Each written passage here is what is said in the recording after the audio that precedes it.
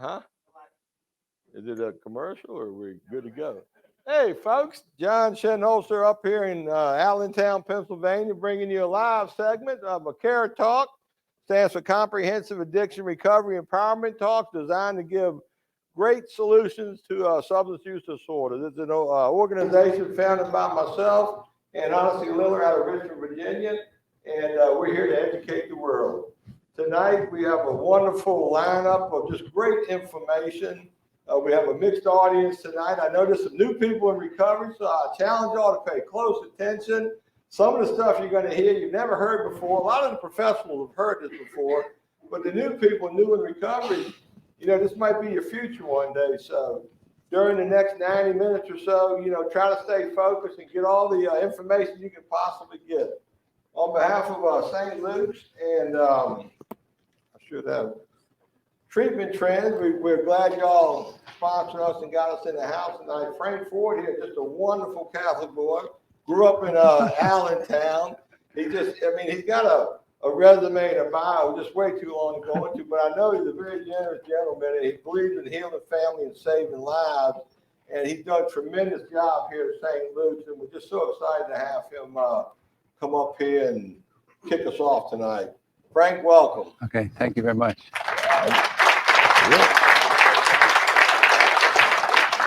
Hello, everybody. This Friday night, welcome to St. Luke's Sacred Heart. It's my pleasure to invite you all, have you all here. I've met so many great people in recovery, and you inspire me. Every person I've met so far in recovery is just an inspiration to me. Here at St. Luke's Sacred Heart, we've had this hospital for going on 5 years. It's March, it'll be 5 years. And there was a global pandemic during those 5 years, but this is one of our focuses on the social determinants of health. And in less than 5 years, we've opened a level 4 detox center. We formed a wonderful relationship with Treatment Trends. We opened one of 2 recovery centers in Lehigh County. We opened a share office for medical assisted treatment, and we we acquired the Penn Foundation down in Percy, Pennsylvania, and they have 65 years of experience in this.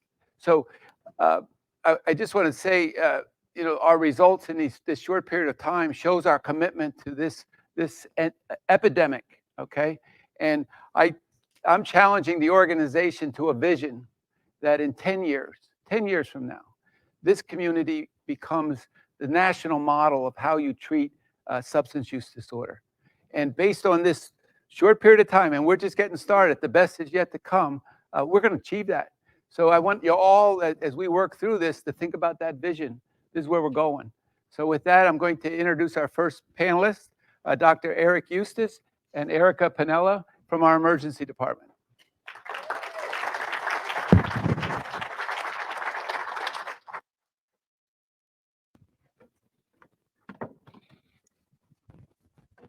I can go. Let me go. Okay. I guess my name is first, so I'll go. So my name's Eric. I'm an ER physician. I've been with St. Luke's since 2016. I'm going to tell you a story about my first day here at Sacred Heart Hospital in the ED. So back in June of 2018 was my first day working in this emergency department. Now, mind you, I've worked at other ERs in the network before. And I've never gave Narcan. Who knows what Narcan is? Okay, everybody knows. So 2 years go by as a new ER physician, never gave it. First day here, I was working with my boss. She's known as a black cloud. In the ER, that's bad. Okay, it's gonna be a bad day. Her and I pulled people out of cars, gave Narcan in the hallway, gave Narcan in the cars that people were driving up to. We ran out of Narcan that day in the ER. We had to find it throughout the hospital. So that was my first reality with addiction treatment in the ER. I wasn't ready for it. It is a very difficult thing to save people's lives on a daily basis. But the funny thing is that You don't get many thank yous, right? Because what we know in the ED, it's a revolving door. Overdose after overdose, Narcan after Narcan. And for a while there, you lose hope. You basically say to yourself, all we're doing is saving lives here. We're not getting people into recovery. We're not helping them long term. They leave and then they come right back. And so for a while there, I lost hope myself. I lost empathy. The one thing you need as a physician is to empathize with your patients. I'm telling you, you lose that when you see it in day after day after day. And then you just get angry, which is not good. So what are we to do? There's no hope left, right? The good thing about this network is we come up with solutions to things. We just don't let problems fester. And so one of the solutions is standing right on this stage. So for a while there, we kept doing the same thing over and over again, till I think a lot of leaders in the network figured out we need to come up with somebody who has experience with this so that we can connect to these patients and hopefully get them into recovery. Because I'll tell you, I don't have experience with it. How am I supposed to connect with somebody if I'm not felt in some way to addiction and this horrible disease? So that's where Erica comes in. Erica can connect to patients. She can empathize when we don't have empathy. And she is really the solution to the chronic stigma we have in the emergency department. So, a situation that basically goes from no hope, revolving door, same thing day after day after day. Now we have somebody and a person to help fix this problem with us as a partner. And then it's a new day. We have now hope to get these patients where they need to go instead of just coming back through the doors and in the cars and running out of Narcan again. So I thank you. I'm going to pass on the buck to Erica right now so she can tell a little bit about her story. Thank you.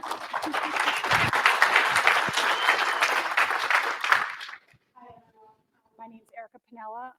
I am an individual in long-term recovery. I almost feel like I don't have to say anything because he said it all. So when I think about recovery, I think about it being a change. We go through this enormous change, right? It's self-directed, it's wellness, it's all of that, right? About 20 years ago, I could be found in these emergency departments in all of St. Luke's, all of Lehigh Valley Hospital. I was seeking medication to continue my addiction. And I feel like my life has come full circle because I'm here.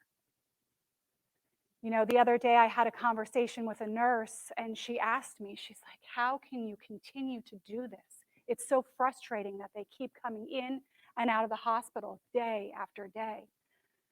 And I said to her, and I told her that story that I used to come here to get my medication so I wasn't sick because, I'm pretty sure that most of the people in the audience knows what that sickness is, right?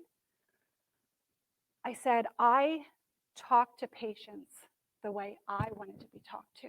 And there wasn't anybody there that I could get help from, right? So I wish it was that easy, right? I wish it was just talking to patients and, making sure that, I'm asking them, how I can help. What do they think recovery is? What is going on in their life? And help me to understand how I can help you. Help me help you. But there's stigma. There's stigma everywhere. And anybody who's coming into these emergency rooms, get it out there. They come here for help. And they're getting treated the same way out there. So a lot of my job is connecting with medical professionals. Anybody who I can talk to, I've talked to a lot of people, janitors, if they're there in the elevator, I'm going to talk to them because there's the hope. And through having those conversations, They've talked to me about their families. They've talked to me about their neighbors. And the change is happening not through me. I'm not the solution. The solution is connection. I'm connecting with them in a way that they do not feel stigmatized. They can talk freely because they were ashamed. They didn't want to come out with the truth of what was going on in their lives. So that's what I'm here for, right? And I'm just here every day. It's a new day. This is my dream job, right? All I want to do is to help others find the love of life that I have today. It's not easy, right? It's grueling, and I'm tired, and I just want to go home and take a nap all the time. But this is why I wake up every day, to talk to somebody else in the emergency room and ask them what I can do for them. Sometimes it's only, you're worth it. You're enough. Because nobody ever told me that. And that's all I wanted to hear. So I really just, that's my spiel. I am completely appreciative of St. Luke's, and the network is so driven by changing the community that I've been able to have a job in the passion that I have.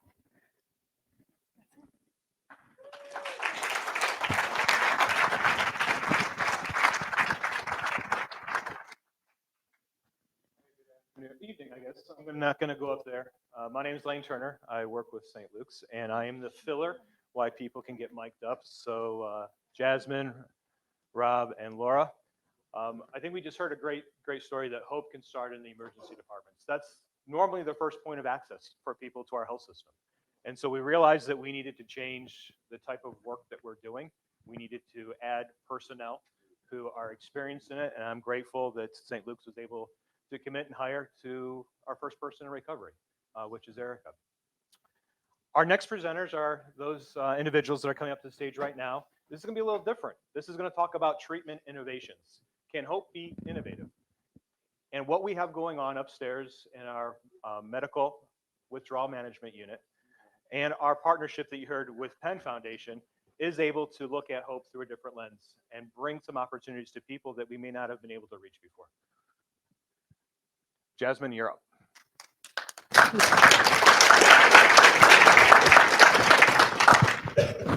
Thank you. My name is Jasmine Irizarry. I am a nurse practitioner up on the medical detox unit. I am speaking for us. Our director, Dr. Thomas Nabby, would have loved to have been here today, but he is working in the emergency department today, so just want to let you guys know. And I just wanted to thank you guys all for being here today, both in person and online, because just like Erica said, by coming together, this is the way that we are going to make change. By coming together and speaking together and then going out and starting the much needed conversations that have to be had. So our medical detox unit is a level 4 facility with 16 private patient rooms that provides 24-hour medical management to individuals 18 years and older withdrawing from alcohol, benzodiazepines, or opioids.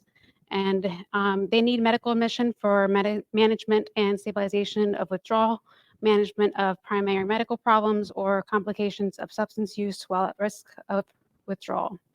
And there are 3 other similar units in Eastern Pennsylvania, but our Sacred Heart facility is the only unit in the greater Lehigh Valley area. So that makes us really special. And the American Society of Addiction Medicine reserves level 4 designation to the most specialized care for those with substance use disorders. So what is the significance of this? And what does it mean for our community, right? Or all the communities, right? For Allentown, Lehigh Valley. And while considering in 2019 that almost 8% of the adult population met diagnostic criteria for substance use disorders, that means that likely everyone in this room, including ourselves, have come in contact with someone or at least a family that has been affected by substance use disorders.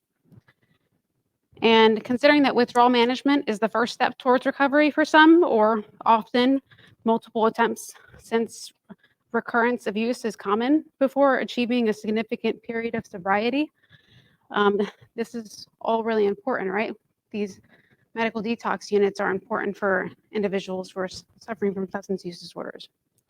And we know that those with substance use disorders are predisposed of developing mental health disorders such as anxiety, PTSD, anxiety, and depression, just to name a few, and also physical conditions. And these will all put them at particular risk for developing complications during the withdrawal process.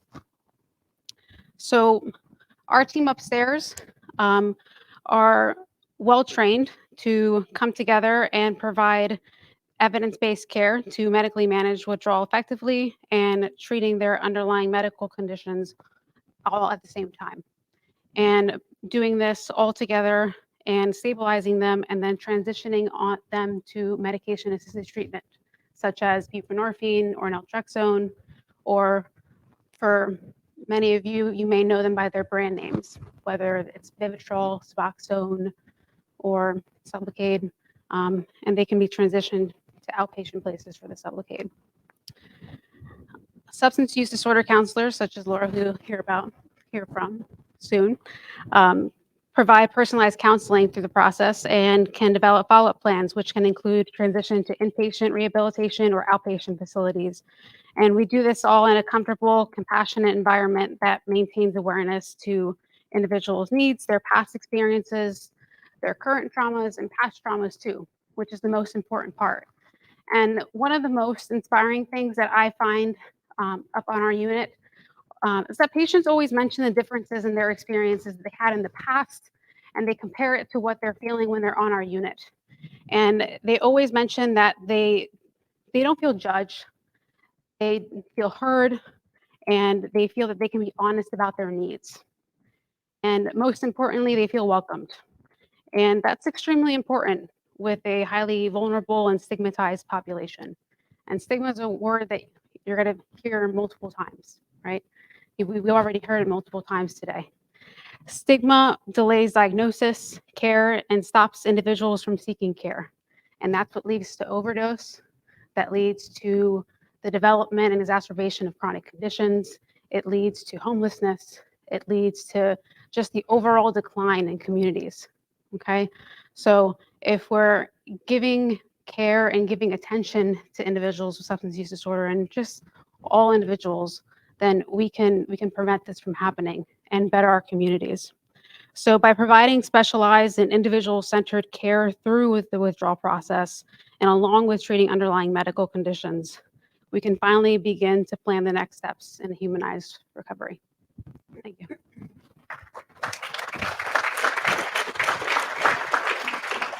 So to follow what Jazz said, I'm one of the counselors up on the medical detox unit. I've been with Sacred Heart for 8 years. And I have really loved what the network has done, especially being in Center City, Allentown, where a population for substance abuse has been going on for years.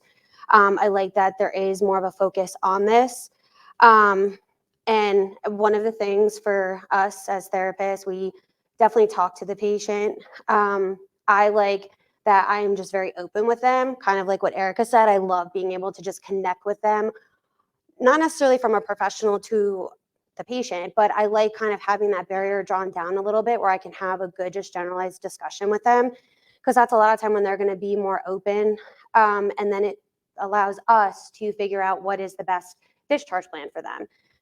Because the most important part is getting them to that next step in their recovery. So we do anything from inpatient rehab, inpatient mental health, outpatient MAT, and any kind of medical providers they may need to see upon discharge. So I definitely am very looking forward to see what the network has to come up with in the future too for substance abuse, just because it is a very much needed resource. So I'm going to slide over here. yeah.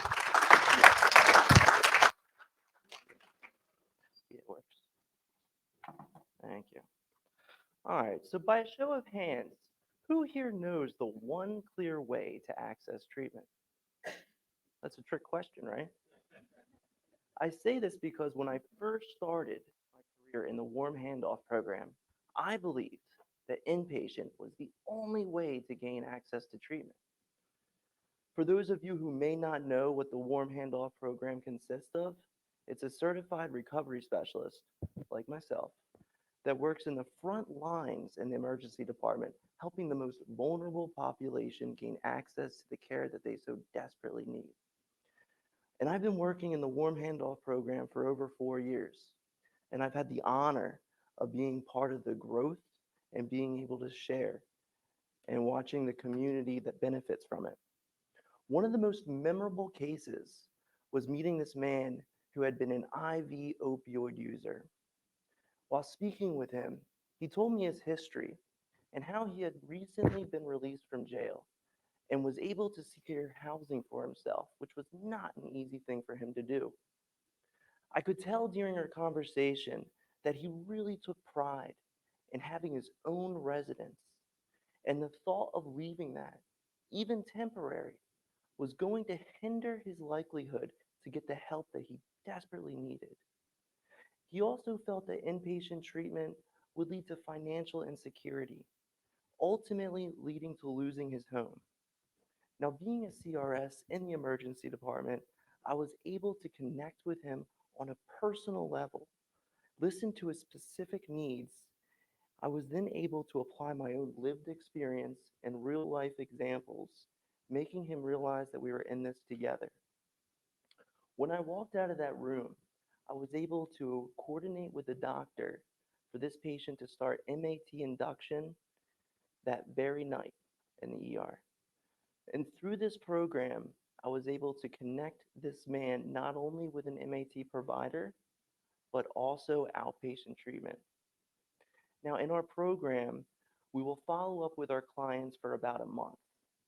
And during one of my follow-up conversations, he told me how he had been struggling getting involved in 12-step community support meetings.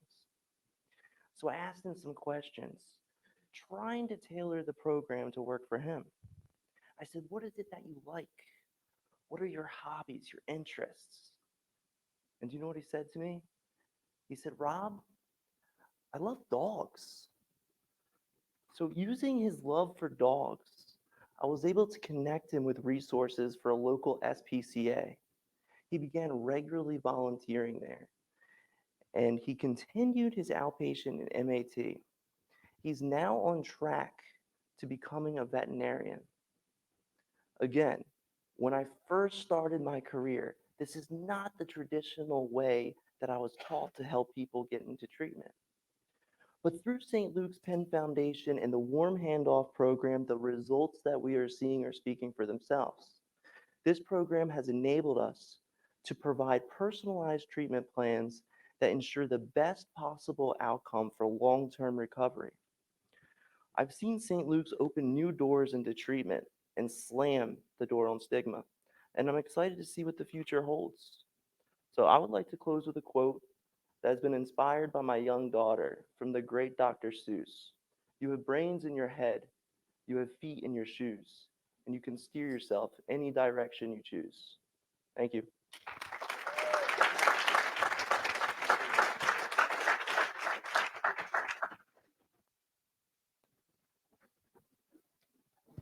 That was great. Thanks, guys.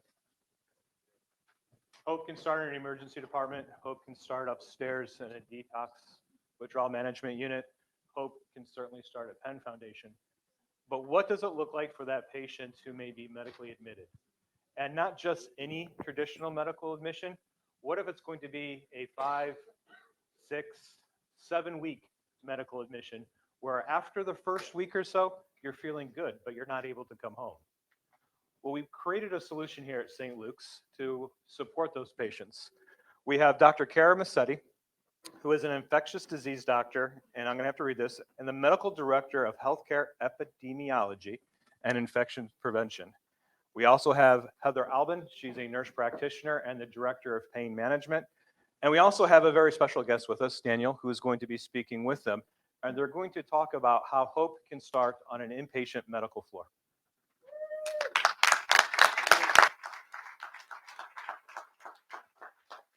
Hello, thank you all for having me. So my name is Kara. As Lane mentioned, I'm an infectious disease doctor. I've been at St. Luke's for about 13 years. Many of you may say, well, why is an infectious disease doctor here at all tonight? Well, let me explain to you. So similar to Eric's story, probably the most serious medical complication from substance use other than overdose is some of the serious infections that people can develop. So people who are using injection drugs or skin popping can get bacterial infections of their bloodstream, things like staph, strep, even MRSA. And when infections get into the blood, they can cause serious complications. People can come in with sepsis, they end up in the ICU. The bacteria in the blood can often cause spinal infections, heart valve infections, and treating these infections often requires 6 weeks of IV antibiotics, and many patients even go on to having neurosurgical procedures or open heart surgery to have heart valve replacements. So when I first started doing this and became acquainted with patients that were suffering these infections as complications of their substance use, I found it very frustrating that we were focused on their medical treatment, but we weren't doing a very good job at addressing their substance use. When I see a patient come into the hospital with a diabetic foot infection, we immediately focus on controlling their diabetes. If someone comes in with a stroke due to their high blood pressure, we immediately focus on their hypertension. We weren't really addressing what we saw as the elephant in the room, was people's substance use disorder was directly contributing to the reason that they were in the hospital.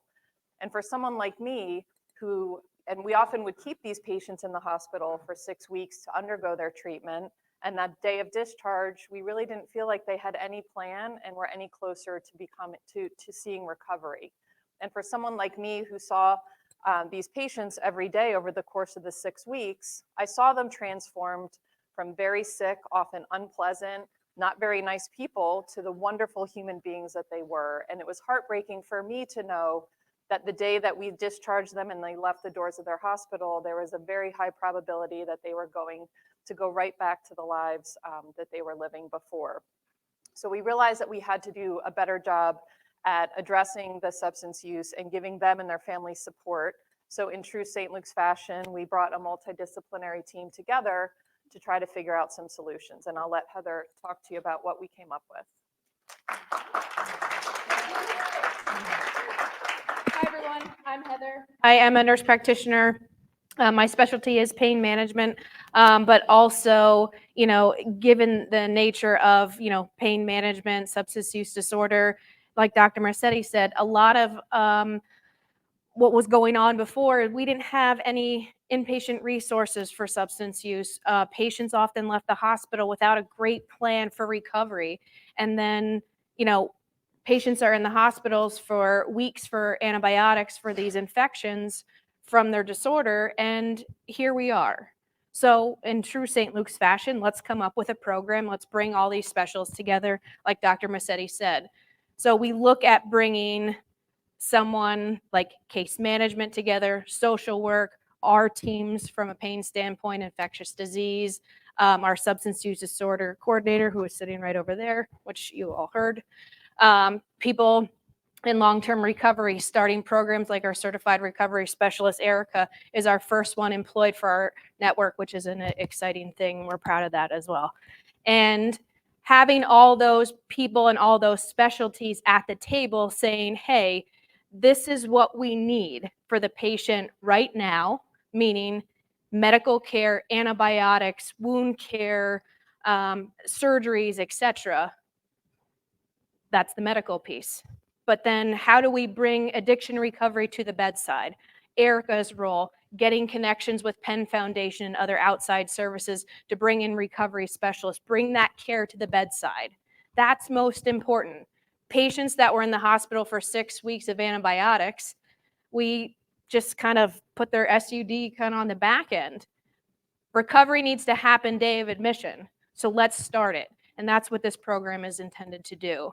So patients are identified, that have had some type of infection. They're in the hospital for weeks, for IV antibiotics. We bring the resources to them. We get the teams together. And what I think I'm also most proud of, we can get a team together to get a treatment plan together in less than 24 hours. Some days Lane emails us and we all get on the phone and we're all there, on teams, coordinating patient's care, and then bringing all of us to the bedside, talking to the patient, what's meaningful to them in recovery, how can we get them in long-term recovery, what resources they need now, and what do they need later. So I'm going to actually turn it over to one of our star patients.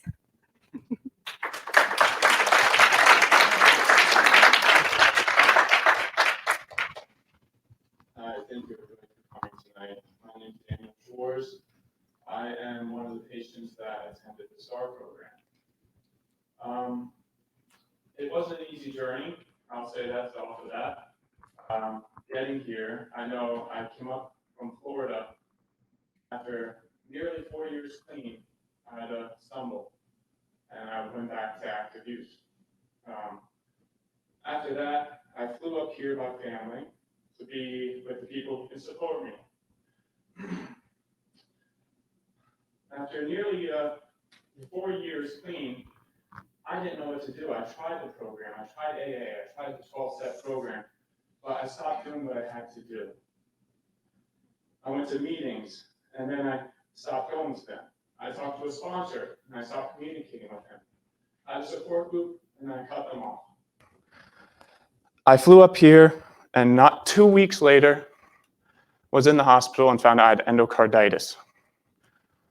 Waking up that morning, I had no idea what endocarditis was. I didn't know what that meant. All I knew was the doctor said, buddy, if you use again, you're gonna die. If I drink again, I'm gonna die. He told me all these things, all these scare tactics, but they're not just scare tactics, they're true. My heart is so damaged through my use that I need a valve replacement. I have a surgery scheduled in the next few months to get open heart surgery. This is not where I planned my life to be a few years ago. I thought with my clean time that I would be fine and well, but made it to the hospital, thank God. And thank God I was up here making it to one of the best hospitals in the US for cardiac care. Thank God for that. And thank God for the STAR program because I was all down, poor me, poor me, poor me, which is a poor attitude to have. For anybody in recovery knows that. Until I met Erica, the CRS. She helped me to really just kind of pull everything together and realize it's not over. This isn't a death sentence. All this is a speed bump. It means you got to slow down. You got to change your path. You got to change your direction. It's a fork in the road that I got to make a decision. Do I want to live or carry on to my bitter ends? So I chose living. I wanted to live. Today I stand before you clean and sober. I'm grateful for that. Thank you. I say that because before I'm a son, a brother, a fiance, any of this stuff, I'm an addict. I'm an alcoholic. And that's what I need to remember. Because if the minute I forget that and I put anything before my addiction and my recovery, I'm in trouble. And I know that for a fact because I've done it in the past and I've failed and it led me off the path. For me, after talking to Erica, I learned that a saying that I keep saying to myself, what can I do today to better my situation for tomorrow? I may not be the first one to ever think of those words in that sentence, that format, but I keep saying it and it works for me. And for me, what works for me is continuing in a program of recovery, AA, going to meetings, talking with the sponsor, working my steps, going through my steps again. I'm learning all new things about myself and things I don't necessarily like everything. I don't like some of the stuff I'm seeing about myself. But I know I have to change that, and I know I can change that if I continue on this path. What I learned through the hospital that I had to keep a better outlook on life. Because when I have that bad thinking, they call it stinking thinking in the rooms, but when I have that, I'm going down a bad path. I ended up going back into the Penn Foundation. I was on the IV antibiotics previously spoken about for 6-7 weeks, a week of test trials to figure out what would work best for my infection, a staph infection in my heart, and spreading to my lungs and to my brain. And what can really beat that and pull that back? And they found the right antibiotics for me. and I was on that for an additional 6 weeks thereafter. It wasn't easy. It wasn't fun sitting in a hospital for 40 days. The days where I had visitors or Erica to come in to talk with me and to keep her ear for an hour, that was fantastic days, and I just looked for the positive. That's the main thing I can say right here today is stay looking for the positive and don't nitpick and look for the negative. There's always a way out. There's always a better way. And doing what you have to do is not the hardest thing in the world. For me, endocarditis isn't a death sentence, and it won't be my death sentence. It's just a change of direction, and that's all that's going to be. Thank you. Thank you.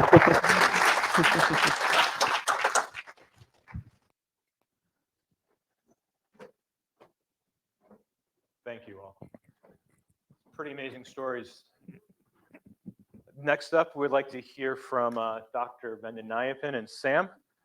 Dr. V, affectionately called. If you all ever need a rescue scuba diver, this guy is your guy. So if you're in the water and you need it, make sure that he's around. They're going to talk about our innovative outpatient office called SHARE. SHARE has a little bit of a different format. We have embedded toxicology and embedded psychiatry, both addiction trained, both addiction professionals, working with a psychotherapist, a designated case manager, and an individual in recovery. We're going to turn it over to them and let them tell their story.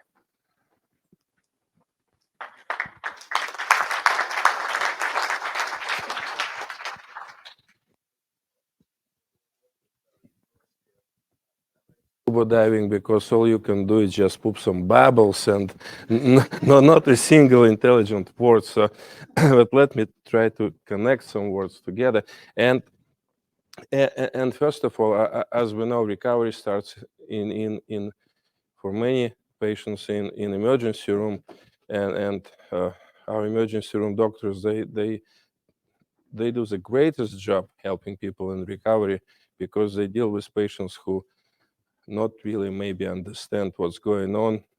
Narcan is life-saving, but also people vomit, people may die of secondary causes, people scream, yell, angry. So it's good we have emergency room doctors who do it 100 times a day and willing to do it again and again and again to save life within minutes, because overdose lasts few minutes and then there's the end of life.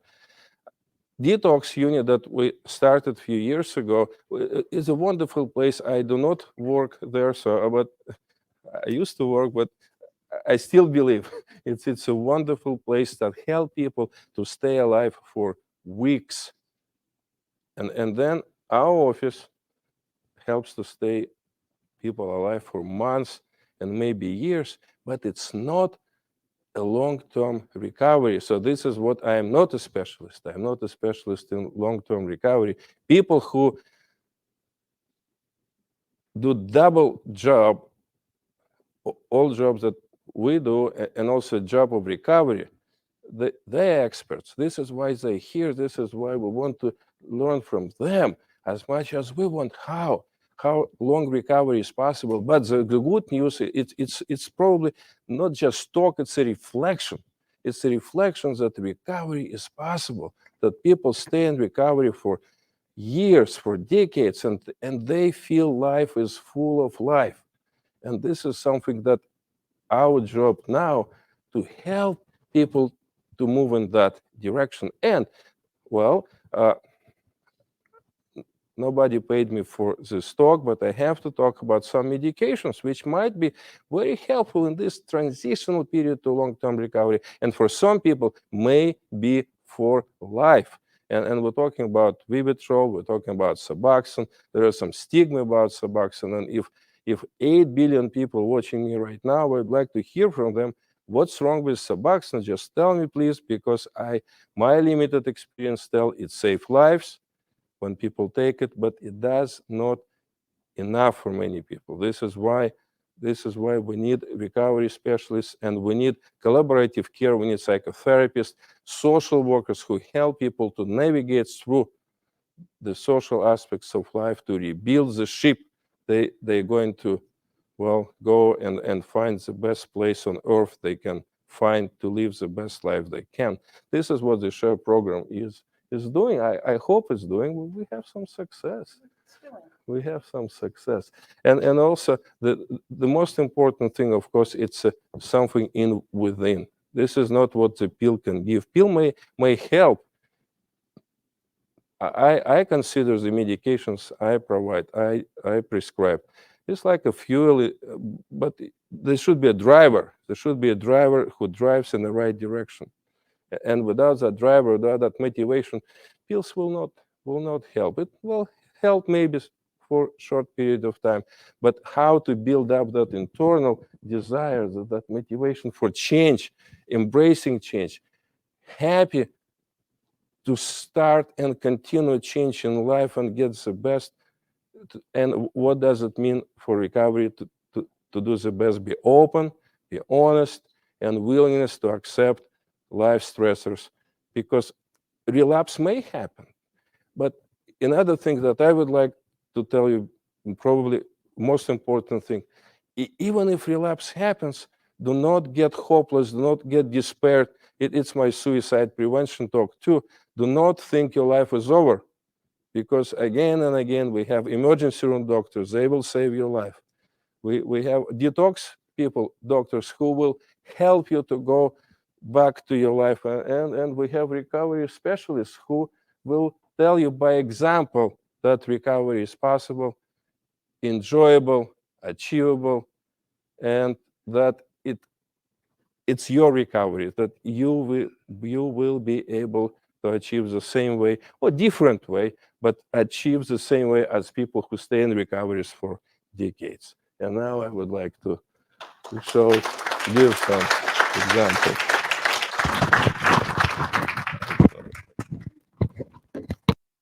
Hi, everybody. I'm Samantha. I'm a little bit nervous. I am a certified recovery specialist, and I'm in recovery for 10 years. I didn't wake up this morning saying,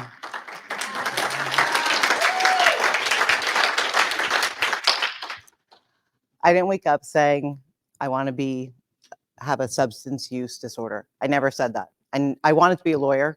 That didn't work out. So I'm going with second best. I'm a CRS, and I help people. I help people understand there is hope. Recovery is possible. It's probable. I'm living proof. I'm here to help them create their pathway. When I was taught to be a certified recovery specialist, you read a book and you study the book, and you read the book and you study the book, and you memorize the book, and you're like, okay, there's different pathways. I never thought of medication-assisted treatment as recovery. Myself, I was in treatment. I was like, well, it's abstinence. You can't go another way. I was wrong. I started working in the opioid overdose recovery program for another facility. I saw a lot of opioid overdose there. I saw the position for St. Luke's, and I applied. I applied so I could get a job to help people. And I also applied because I wanted an interview during COVID, because I didn't know how Zoom worked. And I'm old, so I needed to take that interview. And I met Lane, which scared me to death. And that's why I'm here tonight. Anyway, that being said, so when I applied for the job, I knew it was for a certified recovery specialist position. I didn't realize it was an MAT office. And I'm like, oh God, that's not my kind of recovery. I had a lot of learning to do. So what I learned is recovery happens in many different ways. It can happen with medication, but it works with all kinds of stuff that we provide in the SHARE office. And it is called the SHARE office, and it is the St. Luke's Health Addiction Recovery and Engagement Office. Practice that about 15 times in the last half an hour. People come in and I provide hope. There's no judgment, there's no stigma, it's open. We have a great office. We have psychotherapists, we have psychiatry, Dr. V. We have our toxicologist that come down and explain anything to you. They talk to the patients. The patients are open and honest. If they relapse, They tell us, they let us know, and we start over and we try to find a different pathway with whatever works for them. And it seems to be working. We have a case manager who's awesome, who's helped me practice the speech 630,000 times today, which I'm said nothing that we wrote. And we work together as a team and encourage each other for support, encourage the people in recovery. And some people don't even know they have a problem. They are addicted to pain medication. And then that's a big, that's a big thing we're seeing now too. A lot of people, I have to work with them to tell them, you shouldn't be taking all this medication. What you're taking is probably fentanyl. So it's a lot of teaching, educating them what's out there and what's on the street and what they're taking. So like Erica, I have the best job. I get to do what I do for life. This is my life. I'm Samantha. I'm a substance use disorder survivor. I'm in long-term recovery, and I plan to help as many people as I can do it. Thank you.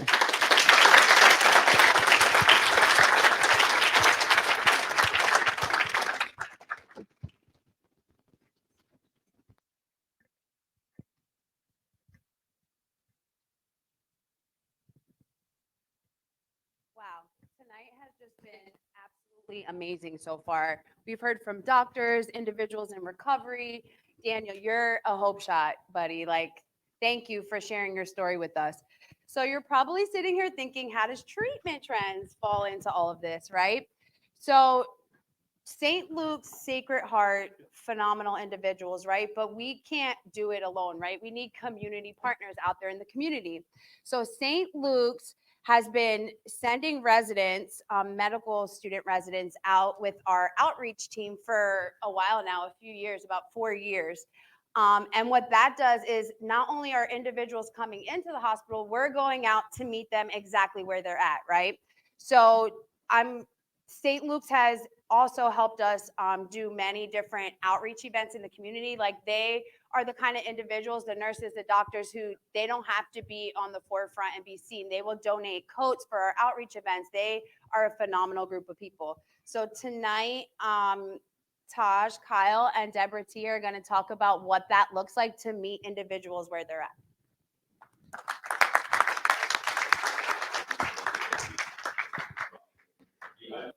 Too much. I mean, especially after that lineup, I was like, oh my God, what are we doing here, man? Like, no, but I really appreciate that, Robin. And again, like, this is awesome. Like, you guys see it here first, like, our relationship, we only worked over the summer, and it, like, I already feel so close to Robin. And that's what it's like working with these kinds of people. Like, they're real. So, and being from New York, you definitely don't get a lot of that. So I definitely appreciate that, like, so much.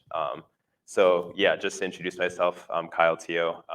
I'm a second-year medical student at St. Luke's, and it's affiliated with Temple Medical School. So, and over the summer, I got to work with awesome people like Robin and Brianna. Shout out to you guys. And our effort essentially is to open a student-run clinic in the Allentown Center for Recovery. And when we were initially looking for like a space to put it, we had like so many ideas, and then we ended up touring the Center for Recovery. And Taj and I saw the basketball like mini game, and we were like, all right, this is the spot. So we were really excited for our opening. But yeah, like I said, like, it's the environment in that area is like perfect. And yeah, so our goal in the end is to bridge that gap between the substance use disorder community, specifically in Allentown, and start and then get them acquainted with the medical profession and the healthcare field, essentially. And we've already heard a lot about it today, but there's clear stigma in the medical community towards the substance use disorder community. And so that, I think, having that student-run clinic that we're gonna hopefully open soon is gonna tackle that. And yeah, so with regards to that stigma, I think more exposure that our profession gets in that field, especially in substance use, will hopefully taper down that stigma and stuff like that. And we're just like super excited to start. And over the summer, we created a survey, and that basically helped us assess like what the community wants and needs. And so I'm going to share like sort of a story that really stood out. And so while we were, Taj and I, we were volunteering at the Robb Middle School. There's like a mobile pantry, and there's a huge line of 100 people just like going down the block, waiting to get food. And so we used that opportunity to survey and get a general idea of like what people want in the clinic.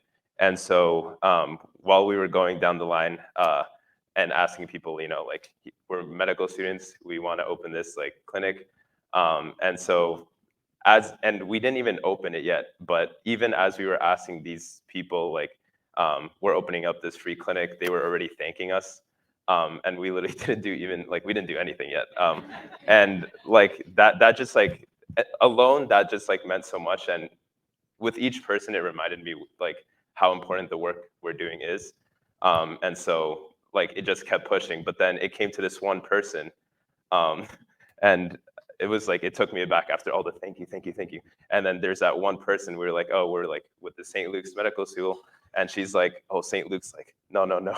And we were like, oh, like what's wrong? So she ended up telling us that she had a very bad experience with St. Luke's, and that just reminded me of like, again, like even though it wasn't a thank you, it reminded us why it's so important that we open this clinic, and get that early exposure, not just to medical students, but to the community, to like, again, bridge that gap. And there's, again, like a very deep mistrust in the community, and going both ways. So I really do think that this clinic will be awesome, honestly, and it's going to tackle those problems. So like someone said, in St. Luke's fashion, we come up with solutions. So hopefully this will be it. So yeah, thank you guys so much. And I'm gonna hand it over to my colleagues. Thank you.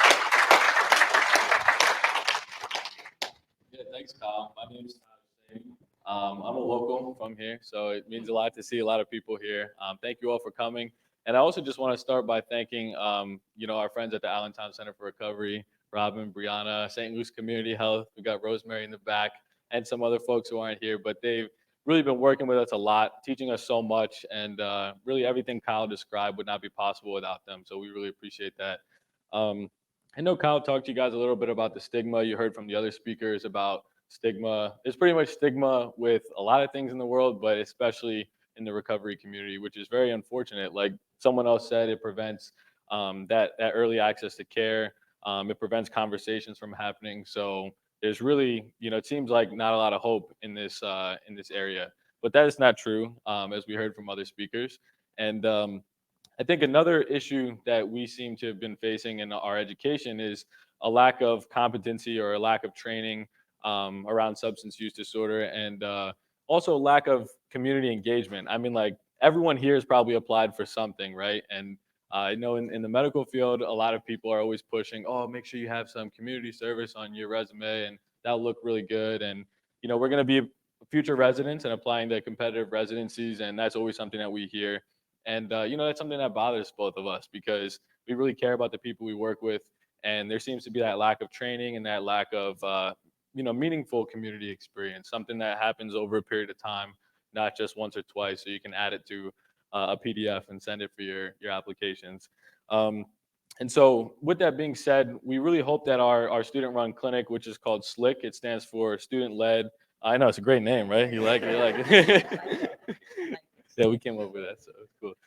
It stands for Student-Led Interdisciplinary Care Center. And so what that means is, it's student-led, yes, but we are going to be working with a lot of other folks. We're going to be working with hopefully some nurses, social workers, CRSs, pharmacists, really everyone in the healthcare field, just a couple individuals to come to the recovery center, hopefully every other week, and then eventually every week to be able to serve our community for not only issues related to substance use, but just any primary care needs, and to get them connected with the health network. So we're really excited about that. And like Kyle said, hopefully that will reduce the stigma that we've already experienced. And obviously we don't even experience the worst of it because we are not necessarily part of those population of individuals who are experiencing the stigma from going through recovery. So we're hoping that that will change, and we're hoping that these experiences will also open up future physicians' eyes to the role that CRSs play. I mean, how cool would it be if we could have other other individuals in our healthcare network that were like CRSs who have gone through the experience, like a chronic condition, and to teach the physicians what they need. I mean, I think right now all of our lectures have just been from physicians, pathologists, just looking at stuff on a microscope, and we really don't get to hear a lot from the community. And so we're really hoping that this student-led clinic can help bridge that gap. And so, before I pass it over to Deborah, who has fantastic sneakers on, by the way, I just wanted to share another meaningful experience Kyle kind of talked to you guys about when we were surveying. And there's something really cool that happens at the Center for Recovery. It's called Haircuts and Breakfast. So it's a lot of fun. And when Kyle and I walked in, the first thing we did is we had to get a little basketball game in first. And then, we just really liked the environment. I think someone else who spoke first had said, lowering that barrier really helped to engage the community instead of from a professional to a patient, just person to person. And so we walked in, there was like music that we were listening to in the car on the way there. And it was just awesome. We're like, oh, this is like what I listen to in the gym. This is what I listen to at home. And, just lowering that barrier, talking to them about music, talking to them about sports, talking to them about what kind of haircut they're trying to get. That was awesome. I mean, it sounds like something so minor, but then that opened up a lot of really great conversations. We learned about the big lack of mental health care access that people who are experiencing substance use disorder face. And so I think that that was really meaningful to me because I used to teach high school, and I'm a younger guy, right? And I was teaching high school. I had some students who are only 2-3 years younger than me because they had either gotten held back or started school late. I taught some seniors, and I felt like I needed to hold that professional student, divide. And once I lowered that, I felt like I was able to teach them better, get to know them better. And this was meaningful to me because it showed me I can keep leading that way, even if I'm in a hospital or healthcare setting where everyone has their white coat and has all the, really fresh dress clothes. We can still make a difference that way by lowering the barrier. So we're really excited to bring this student-led clinic to the community and make a difference. Thank you.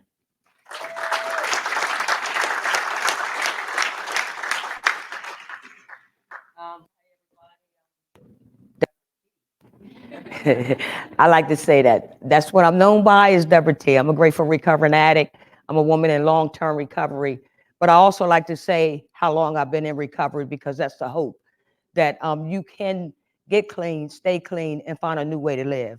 So I've been around recovery for 28 years, one day at a time. One day at a time. So that's real important for me to say, because I like to let people know that recovery is possible, that there is hope, and that just because, look, I'm going to share a story about a young man that was trying to get into, well, he had overdosed. And this was less than a year ago. And he went to the hospital. I think they Narcaned him, and they let him spend the night. And when it was time for him to wake up in the morning, they put him out the hospital. And he said, what am I supposed to do? Where am I supposed to go? And they said, you figure it out. And I'm telling that story because I was in a position at a certain place that he knew, and I'm a certified recovery specialist. I'm also a program director for a recovery center, but he knew where I was going to be at. And he walked down the street until he found me. And he told me that story. And because I was there, and it ain't just me, because I believe in something greater than me, but he knew where I was going to be at. And he told me that story, and it upset me. So I say all that to say, but wait a minute, let me tell the whole story, because we spent all day, I carried him in my back pocket all day. I was at a birthday party in the park with recovering people. And at the same time, I was dialing numbers to get him into treatment, and I got him into treatment. Whether he stayed clean or not is not important. It's that as a certified recovery specialist, the identification is that I've been where you're at, and I found a way out.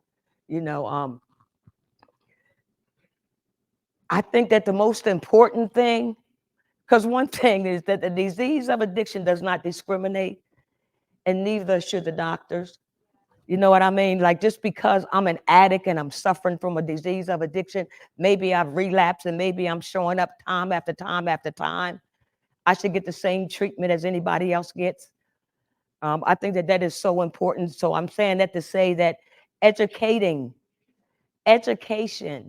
and letting the doctors know that recovery is possible and that we're not a disease is so important. When we go out doing outreach, I think the biggest thing is trust. And they see us on a regular basis, and having interns with us, because the people out there, whether they're homeless, whether they're substance use disorder, it don't matter. They need to feel like they're human beings and that recovery is possible for them and that they're not going to be treated, judged, looked at like. It's important. It's important that we show love, because that's what we're trying to do, is to spread the love in the communities and let people know that we're there to help them, that we're not going to look at them, we're not going to judge them, we're not going to treat them some kind of way. You know, I'm excited about what's going on, because I know when I became a CRS and all of this CRS stuff started happening, my daughters asked me, "Mommy, where was all that help at when you got clean?" So it is exciting to know that the help is there and the help is available, and that the hospitals are using the certified recovery specialists for the identification, because I've been where you're at and I can and I found a way out. So the identification is so important. But please, please educate whoever needs to be educated, and everybody knows. And if you're not in your job because you love what you're doing and you really want to help some people, then maybe get another job. Look, I ain't writing nothing down. I didn't. They said come from your heart. So I got to tell it like it is. Because what I do is because I have passion. It's because I want to help people. It's because I got 28 years, one day at a time. I can share my experience with you on how it worked. And I got a cold, so I'm not going to talk long. But I can go on and on and on. You know, this is my passion. I love recovery. Recovery works. And everybody that's in recovery, stand up and give yourself a hand. Come on, stand up and give yourself a hand. Look at that. Look at that. So it does work. It does work. It does work. And anybody that believes in what St. Luke's is doing, stand up and give yourself a hand too. I'm Deborah T. I'm an addict. Thank you.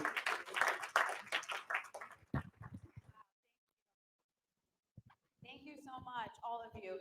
You know, Kyle and Taj are mine. All three of them are being modest. They're resident interns, med students, and they show up at our community block meetings that we have. They're like involved with every outreach that we do. Like, they go on the streets and pick up dirty needles and garbage. Like, they're connected and intertwined with the community. So they were being super modest about what they were saying, but shout out to the Allentown Recovery Center. So I just want to touch on the Allentown Recovery Center for 1 second. So St. Luke's is and the support of Lehigh County is so intertwined with the Allentown Center for Recovery.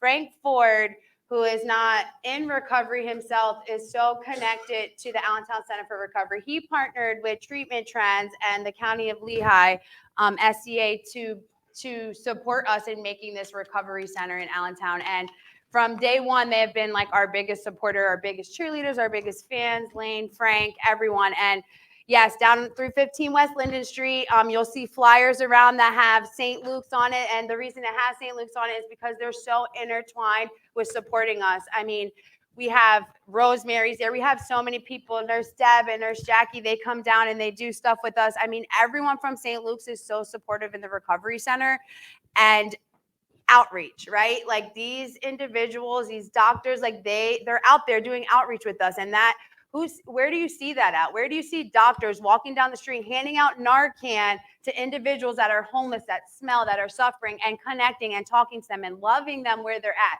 It's just such a beautiful thing. no judgment, right? Which brings me to two amazing individuals who actually, one of them who is an outreach certified recovery specialist at the Allentown Center for Recovery.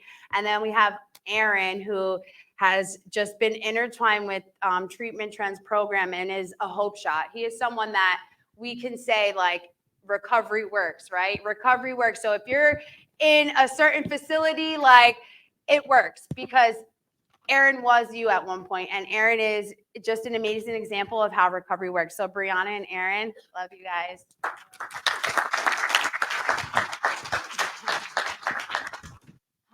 Can you guys hear me? Okay, so hi, my name is Brianna. I'm a certified recovery specialist. I am also a person in long-term recovery. Higher power willing, it'll be 3 years in December, so we'll see.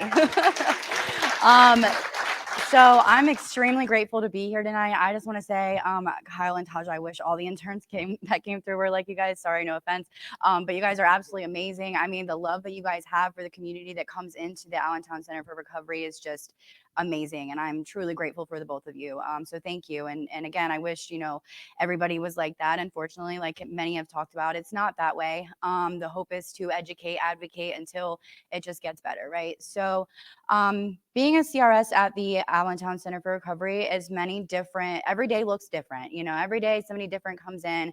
Every day somebody that comes in needs something different. There is no day of the week that looks the same for me, no matter what day of the month it is, doesn't matter. We do have people that come in regularly, and I get to speak with them on a regular basis and connect with them and develop, those individual relationships with them. And I'm extremely grateful for that. Then, we have the person who comes in and gets a cup of coffee and doesn't want to talk and then leaves, and we don't see them again. And like, that's okay too, because they felt safe coming into that space. And that is what means the most to me, working there is, these people feel safe coming into the center. Whether it's to play basketball on the game thing, or it's to, or it's to just have a cup of coffee, or just sit there on the couch and charge their phone, it's a safe space for everybody in the community to come to. And that is such an important aspect of people who are not seeking recovery, in recovery, whatever that looks like. Having a safe space to go is so, so important. And I'm just extremely grateful to be a part of that. Sometimes, as others before me had mentioned, it does get repetitive. We have the same people come in regularly. Oh, I want to go today. Today's the day. I want to go today. Today's the day. And then, we say, okay, we get everything set up, and then they go home to pack their bags. We never see them again for another week or two. And then it's the same thing again. And I say that to say that it can get exhausting sometimes. Like, keeping it real, it gets exhausting sometimes. And after a while, it's easy to lose hope, because it's like, okay, I'm still talking to this person and they're still not, going, they're still not getting better. But at the end of the day, we're, again, a safe space for that person to go to, where they know that they're going to be met with kindness and compassion and acceptance, no matter how many times they've come into that center. And that is, again, what matters most to me. Those individuals who repeatedly come in, they know that they can come in and we will help them no matter what. And when it when it gets to be that way, I think of the people who have come. I remind myself of why I'm there, right? Because there are people who have come through there, who have found recovery, who have come back and given back to that center, who gave to them. And that is what keeps me going. That is what keeps me coming in and clocking in every morning. So it's a lot, but those success stories, if you will, are what keeps the hope shining for me. And like the other CRSs before me said, I get to use my own experience to help those people coming in, no matter what it is that they need. If they're going through something, every situation is the same, or is different, but the feelings that go with those situations are the same. So your story is not my story, but the feelings that we have both felt in that story are very, very similar. So it's I'm able to connect with them through those things. And that is just another thing that I'm extremely grateful for. So speaking of hope shot stories of successes that have come through the Recovery Center, my dear friend Aaron here, and I call him a friend because he is a friend. Aaron is somebody that I, am grateful and just lucky to call a friend, a genuine person in my life today. There's not many, so I'm grateful for that. And, Aaron came through the center, and his story is beautiful. I don't know if he's got time for the whole thing today, but if not, you should definitely get with him and hear it afterwards, because I mean, it is absolutely beautiful and amazing. And he came through the center. He helped build the center. Actually, he helped build the center. If you guys have never been there, we have a pool table. We've got the basketball thing. We've got couches, everything. And he helped put that together because he wanted to give back to the community that he is in. And, that is what has helped him in his recovery. And getting to know Aaron over the past several months has been a pleasure. He is, truly a beautiful human being inside and out. And just if you don't know him, get to know him, please. And with that, I'm going to hand the mic over to him.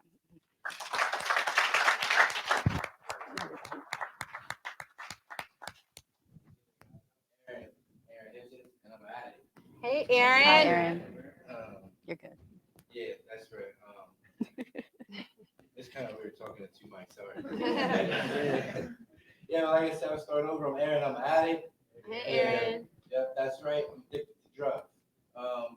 Contrary to popular belief, I didn't always look this good. But no, really, it's good to be here with all you guys, man. Y'all beautiful people. I thank y'all for coming out. And I'm really grateful to be here, like speaking and speaking with you guys and speaking to you guys, because like a year ago, like today, like I was in a jail cell, man, and in that jail cell, I was like in a very, I was like in a place where I was searching for hope, but I was in a very hopeless state of mind, just really couldn't get past what I was facing, because I was just always just kind of looking for something that looking for somebody that wouldn't give up on me. And even before that, like 4 months before that, I was cleaning that jail cell. But 4 months before that, I was on the streets of where I'm from in Wilmington, Delaware, and I was in a place in my life where I couldn't get clean. Like that's all I wanted to do was get clean, but I didn't really know how to do it. I felt like I had completely lost all purpose and everything that was good in my life to live for. I thought I lost my family. I'm glad that's not true to be the case today. I lost my kids. I lost basically my whole will to live. It was out there on those streets that while I was homeless. I was probably dirty, didn't really have food, really no direction in life at all. And on those streets, I was probably, I think one night I was out there and I was looking for some money or something, probably just to get high again. And I met this man out there. This man, he stopped me and he asked me for directions somewhere. And I asked him for some money. He told me he didn't have money. He said he had it at his house, but he said I could come there with him and get it.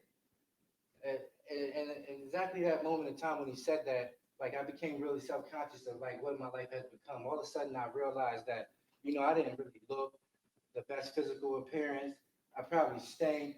No, I know I did stink. And I said all these things to this man, and the guy told me to get in the car and receive these blessings. So I got in the car, and I got to his house, and this man, he let me shower in his house. He gave me some of his clothes. He gave me some food.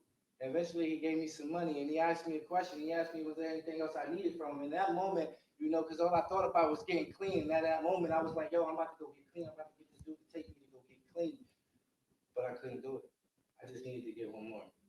I couldn't do it.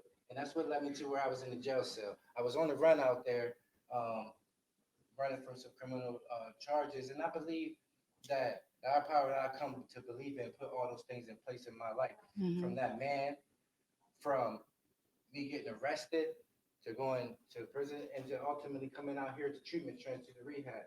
Out here, I believe that that what that got what that guy had given to me that day has been given to me tenfold more ever since then. They're all like all of my counselors that I've met, you know, the texts, the CRSs, all the people that's been in my life, man, that I have met, yo, and like a lot of them, is here today. You know, Robin, like I absolutely love you. See y'all in the building, Rana, I love you. You know, and like all these people, you know, they played a huge part in my recovery. And the reason that like today, like I'm standing here before you with a year, 4 months, and 10 days clean.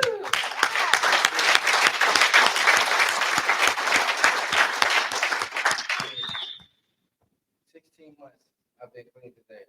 And not only clean, but like in recovery, like trying to find a better direction in my life. You know, it's still trial and error. A lot of times I fall, but I continue to get back up. I show up for myself because through all that love that you know, all this love from these people that was placed in my life, I finally think I found that person that would never give up on me, and that person was me. That's right.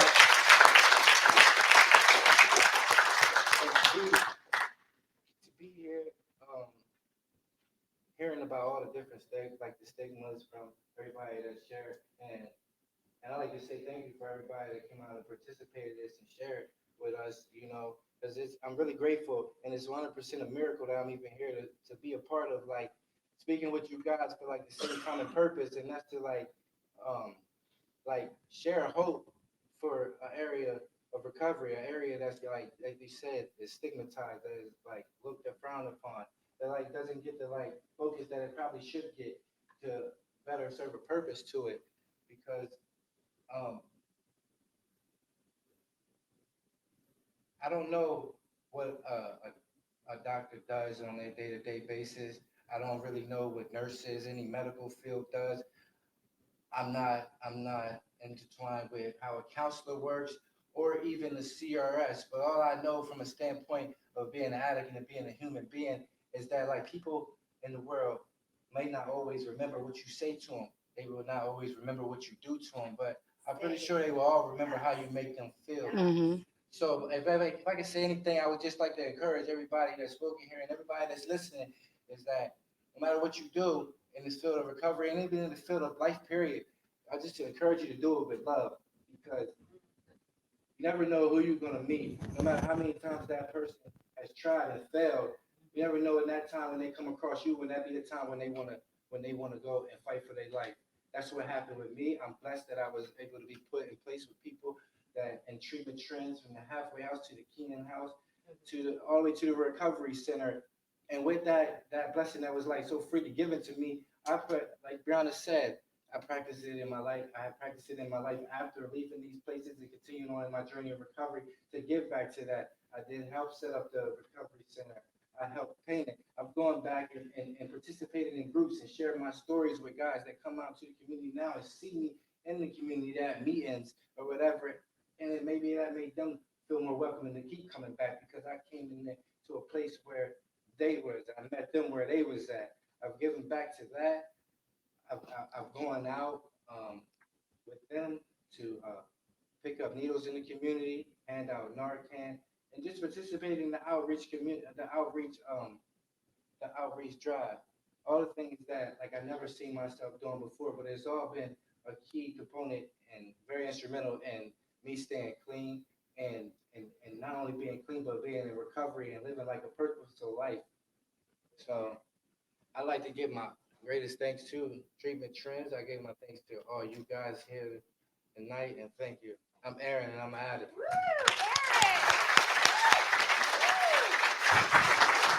Wow, Aaron, that was amazing. When I first met Aaron, he didn't even speak. And I'm not kidding. He literally didn't put 2 words together. Woo! Wow, look at that's recovery right there, everyone. Yes, Aaron. Thank you guys. So to wrap it up tonight, and last but definitely not least, John's gonna speak. He's gonna blow everyone away with his experience. I remember I first heard him speak when I first started at Treatment Trends like 5 years ago, and I was like, oh, this dude, like I have to get with him because he's just amazing. The way he helps individuals, the criminal justice system, the recovery, just all of the things that he does, I'm going to let him tell his story, but he's just such an amazing, inspirational man. So with that, I give you John.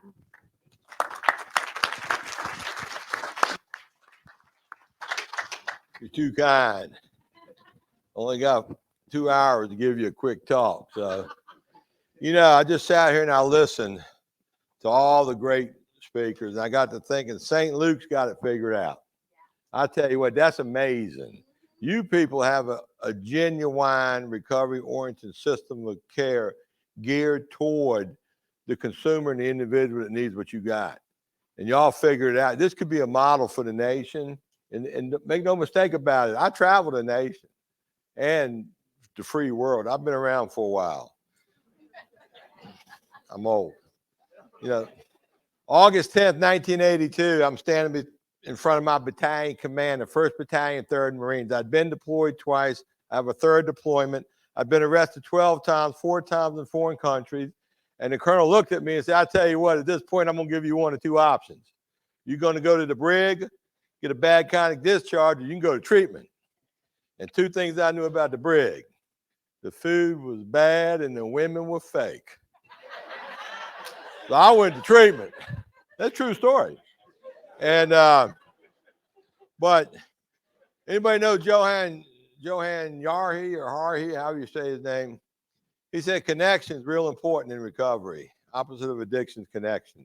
Well, my colonel was connecting me to recovery because my treatment center was a squad bay, Marine Corps squad bay, concrete floor, center block wall, steel, racks and wall lockers. But all my counselors were in recovery.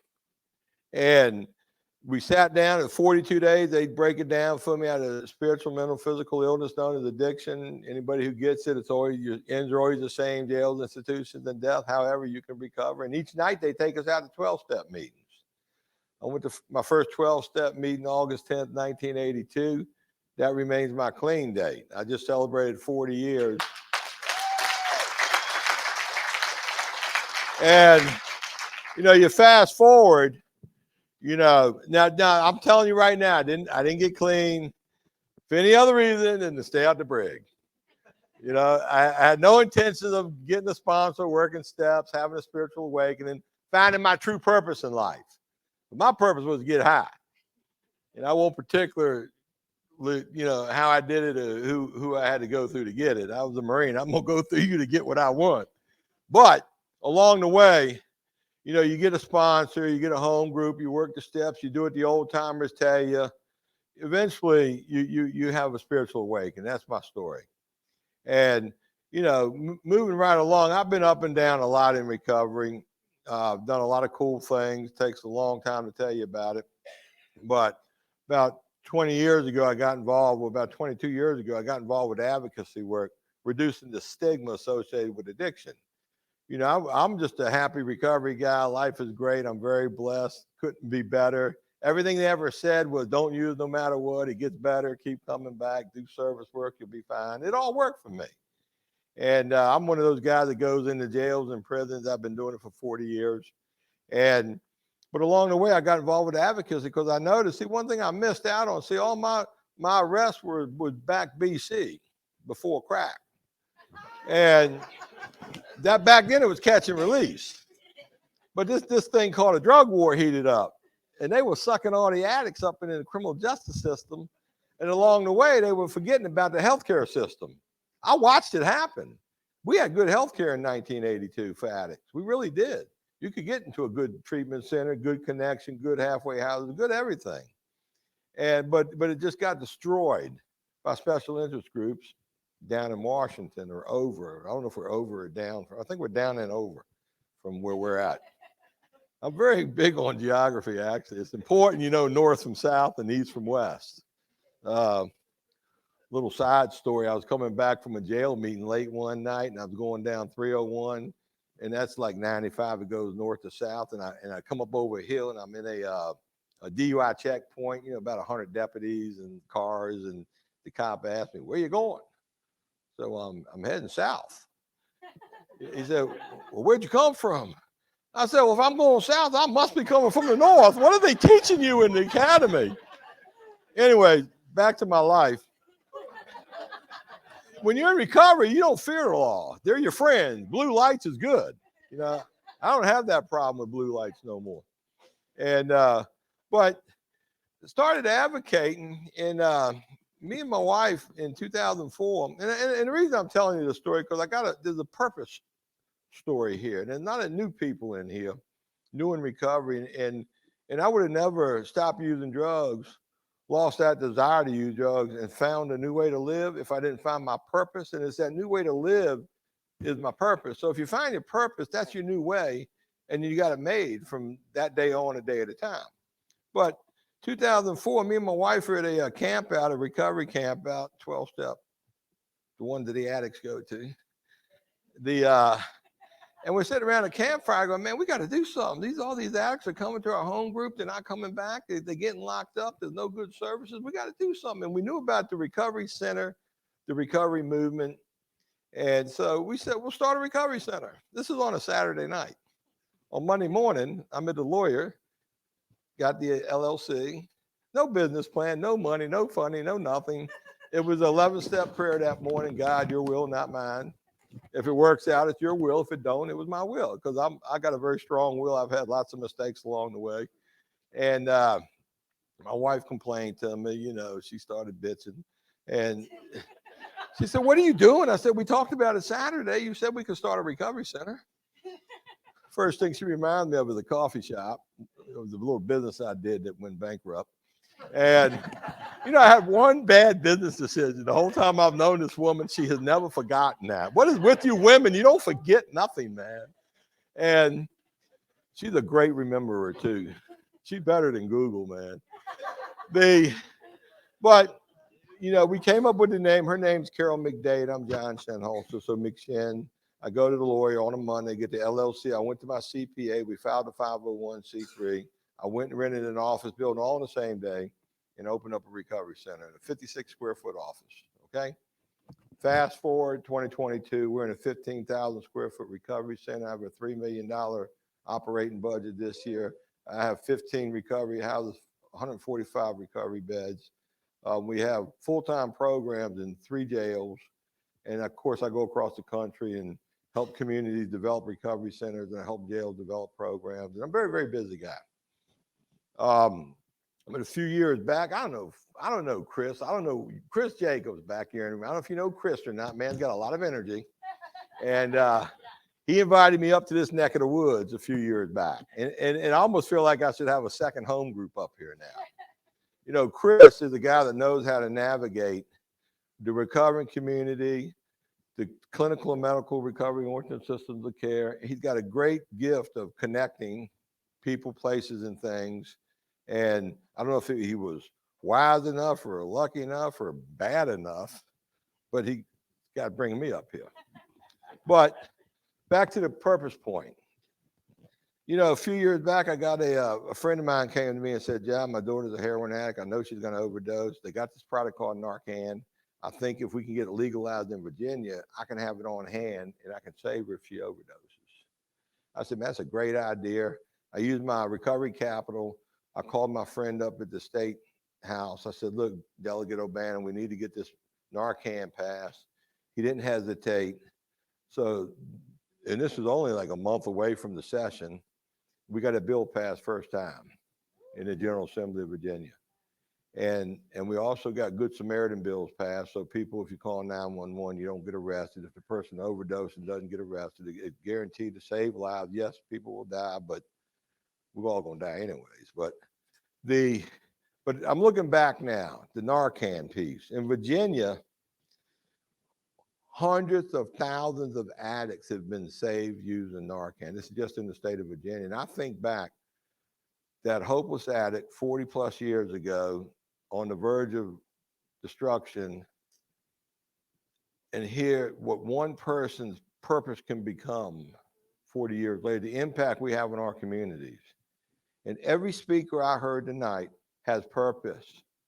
Every one of you are impacting and affecting your community. And I'm talking downstream, it's going to be tens of thousands of people.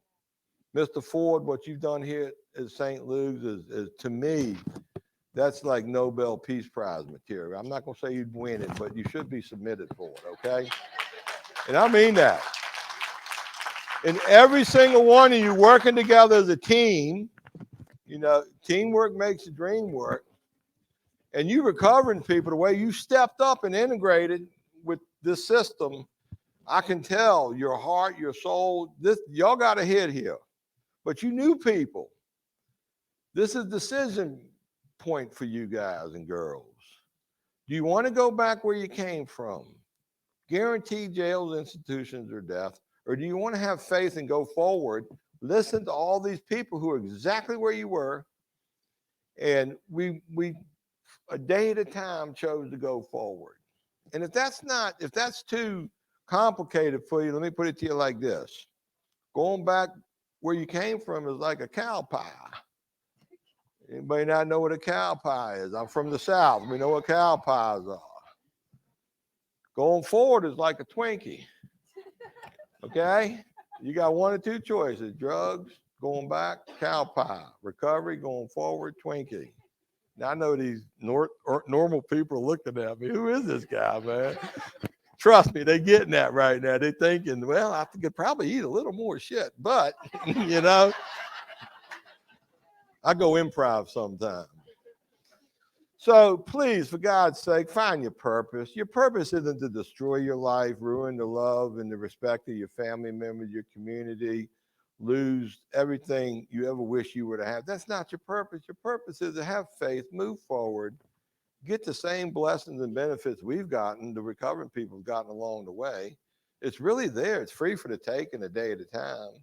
And, you know, somebody asked me the other day, I was interviewed, and they said, what is the, what's your happy spot today? What makes you really happy? You know, what brings joy to your life? And I'll be honest with you, I'm sicker than most. But when I'm sitting in a jail and I'm talking to the inmates that can't get out and get to a meeting, and when I share that message of hope, and I see them light up, and I see the tears come and the hope on their face, that is my happy spot. You know, it's kind of like being married to my wife. What's your happy spot with your wife? My wife is a made woman. And if those of you who know her know, she's just the best in the world. There's nothing I can buy her. She makes 10 times more money, means she can buy anything she wants. I can't do nothing for the woman. But the one thing I can do is whatever she asks me. Real simple. You know, if I know staying home and putting together something she bought that means nothing to nobody, I'm going to put it together for her, okay? It'll be out on the back porch in 3 weeks, into the truck, to the dump. I get that, but just to be there, be present, and do what she asks.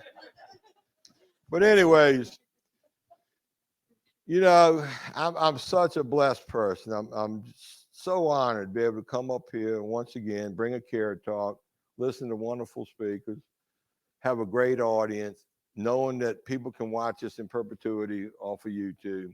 And we're going to heal family and save lives together. And you know, 10, 15, 20 years from now, we're going to look back on this period in our life. And what we're doing here, it matters. It matters.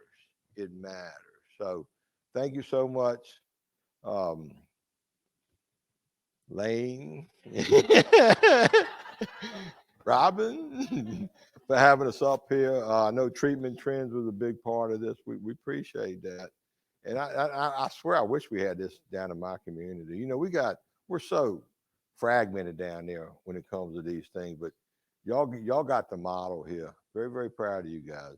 Thank you so much. God bless y'all and drive safe on the way home.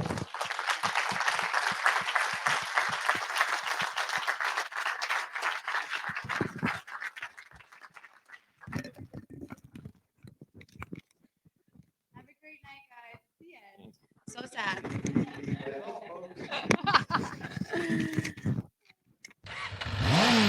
This is gonna be the best day ever. This is gonna be the best day ever. Wake up, top of the morning. The bacon is crispy, the coffee is pouring. My meditation is peeling an orange. The bank says I'm already scoring. I got a parking spot right outside. Step into my brand new ride. All we ever get is green light. sipping blue.